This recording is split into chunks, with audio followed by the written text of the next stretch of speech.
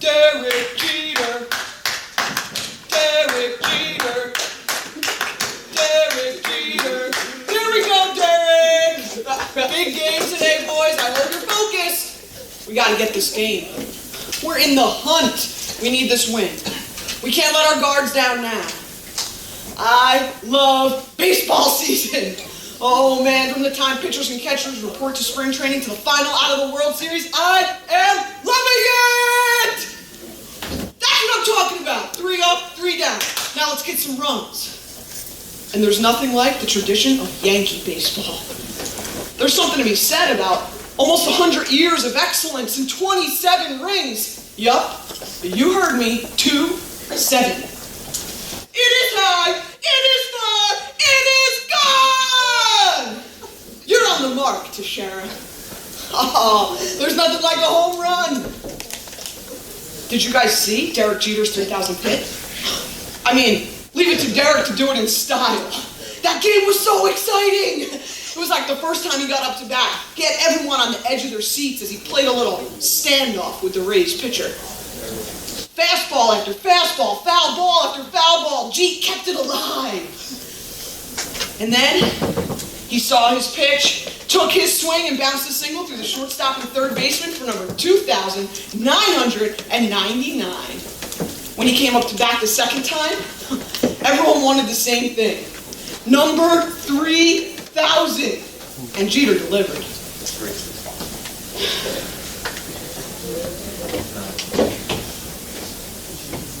He fouled off a couple, and then he saw that 78-mile-an-hour curveball coming his way, turned on it, boom! It was gone! The stadium went crazy and roared with excitement as the Yankee captain, their captain, my captain, rounded the bases and hit home plate. Jeter went on to hit 5 for 5 in that game and drive in the winning run. Perfection. That's what baseball is.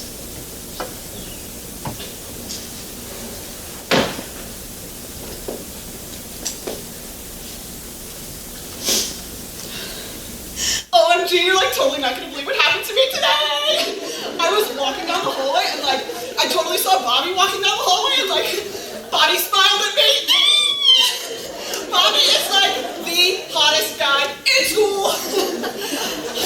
So I went to like my first period class and I sat down next to Melissa. Melissa's been my best friend since we were like fetuses. we're like totally BFF. So I sit down next to her and I'm like, Melissa, you're like totally not gonna believe what happened to me. I was like walking down the hallway and like Bobby smiled at me. And she was like, so? I mean, what does that mean? That's like not a big deal. And anyway, I thought you were like totally in the shade. I like couldn't believe my ears. I mean like, Bobby, this is Bobby we're talking about here. So like, we go to my locker after class and like, I found this note. I have to read it to you. It's so exciting. You're hot. Dash, Bobby. Bobby thinks I'm hot. And Melissa like totally had to apologize for doubting me. And like, isn't love like totally awesome?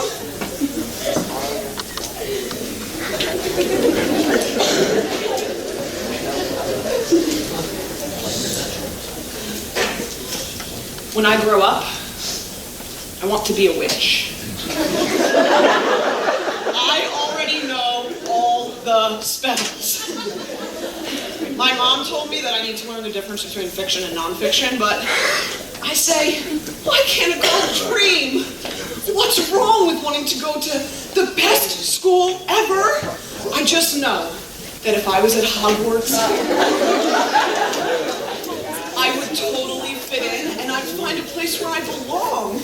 And I just know that everyone would understand me there. I would definitely be in Gryffindor. I mean, there's no doubt about that. Okay, so I do know the difference between fiction and nonfiction. But, oh, J.K. Rowling, she just has created this phenomenal world. A world I can totally see myself being in. Sometimes I imagine myself on adventures with the gang. You know the gang. Harry, Ron, and Hermione. I would totally be a leader in Dumbledore's army. I would come face to face with Draco Malfoy and Bellatrix Lestrange, and I would show no fear. I would cast spells so fast they wouldn't even know what to do with themselves. Take that and that! So, some people don't understand why this means so much to me. Like that guy who tried to ruin the 6th book for me. Harry Potter and the Half-Blood Prince. I was standing online at midnight with my mom outside the Barnes & Noble, waiting for my reserved copy, when this lunatic, I'm sorry, it's still hard for me to talk about, this lunatic drives by and yells, "Snape kills Dumbledore!" Everyone started screaming, including me. No, how did this be? No. Oh, how could anyone be so cruel? I cried. I cried all the way in the line. I cried all the way home, clutching this book and wondering, could it be true? Could Snape really do that? What would Harry do without Dumbledore? My mom told me I need to get a grip on reality, get a handle on myself. But it's just so hard. Harry means so much to me.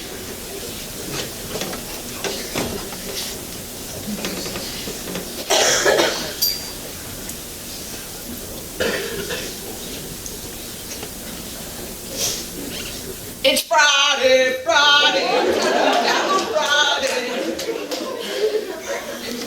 yeah, it's the weekend, and I'm ready to party. Nothing can hold me back. I'm about to get a fresh cut, put on my new kicks, and roll up to my favorite club. When those beats drop, it's like I'm alive. Those lights flashing, like they're there just to light up my moves. Oh, thinking about how much fun I'm going to have on the weekend is what gets me through the week. Some people say they live to work. Not me, man. I work to live. And living is what I do best. I can't wait. Watch out. Here I come.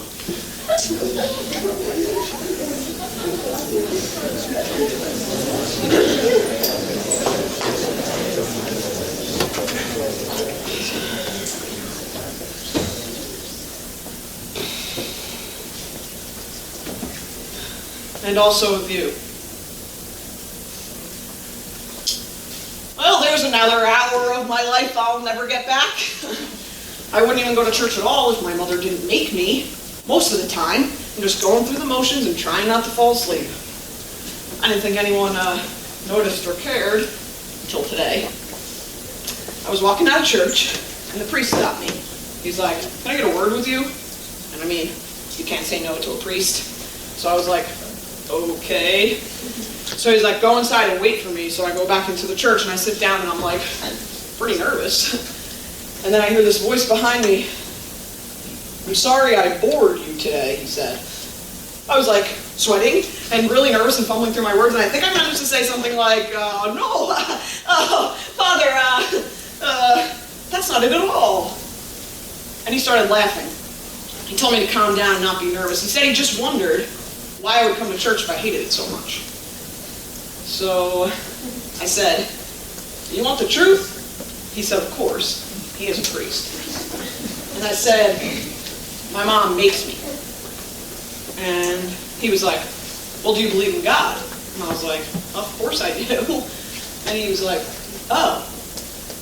And I was like, "Father, why do you sound so surprised to hear me say that I believe in God?" And he said, "Well, I guess I just don't understand how if you believe in God, you're not excited to be in God's house." So I was like, I don't really understand what you're saying. And he was like, "Well, you know, if you believe in God, I just find it hard to believe that you couldn't be excited about him." And I was like, just staring at him because I didn't really know where this was going. And he says, "Do me a favor, list 3 words that you think describe God."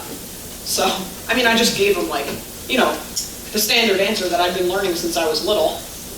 Father, Savior, Holy. He was like, Savior, huh? Are you happy to be saved? And I was like, saved from what? He was like, saved from sin.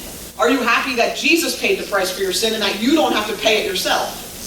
So I was like, sure. And he was like, whoa, don't get too excited on me now. And I laughed a little. And he was like, the word that I think best describes God is alive. God is alive. And he was like, tell me what happens, why we celebrate Easter. And I was like, because Jesus rose from the dead. And he was like, tell me that again.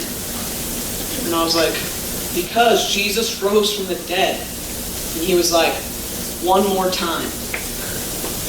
So I paused for a second. And I think it hit me what his point was. So I thought about what I was saying. And I thought about what it meant. And I said, because Jesus rose from the dead. And he looked at me and yelled, he's alive! And I looked at him and yelled, he's alive! Now that's something to get excited about.